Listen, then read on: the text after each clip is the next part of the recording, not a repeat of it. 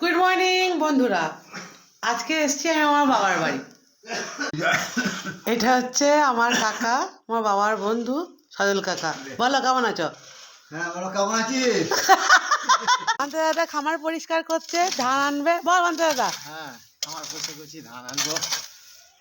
আবার কি ধান আমাকে নিয়ে আসতে হবে। কাকিমা কলতলার পাড়ে মাছ বাজলো।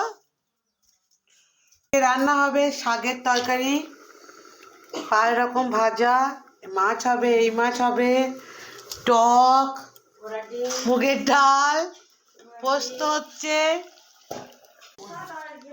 এই যে ভান্তে দাদা নিকানা হয়ে গেল খামারটা।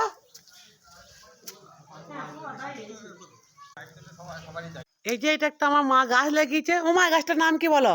জানি না গাছ। মা একটা ফুলের গাছ লাগিয়েছে, কোনো ফুলের গাছটার নাম জানি না।